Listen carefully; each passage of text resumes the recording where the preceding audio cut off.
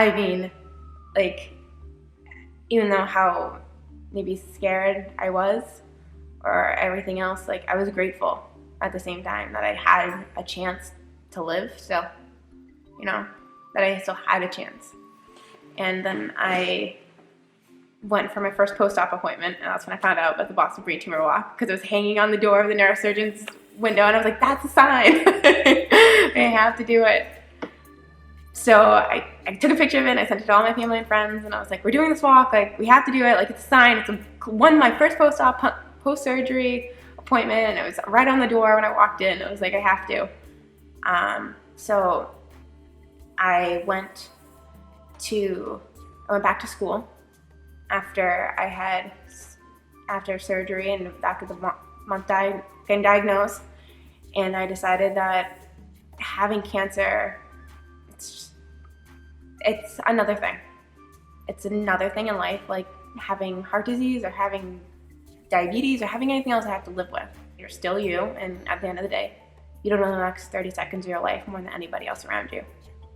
So that's how I look at it, and just keep on going. And then, so that all occurred, and I went back, got chancellor's list. We did really well. I was really excited. And then I had my 3-month, maybe 5 months post-op MRI, the second one, and in January 16th, and it showed that a little bit of my tumor was left,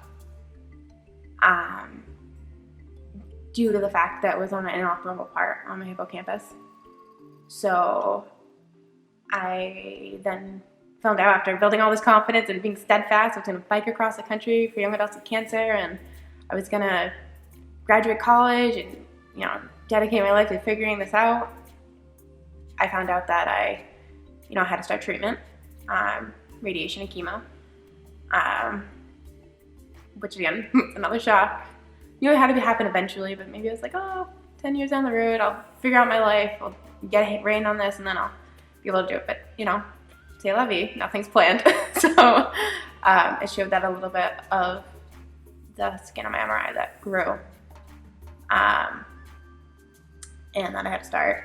So I ended up having to make a really difficult decision to withdraw from school for my last semester, because I didn't feel that it was right to care for others as a nurse, not being able to provide the level of care that I want to receive as a patient at this point, because I have this whole new perspective on the vulnerability of my patients and advocating for them and the empathy that I have and what you deserve for people.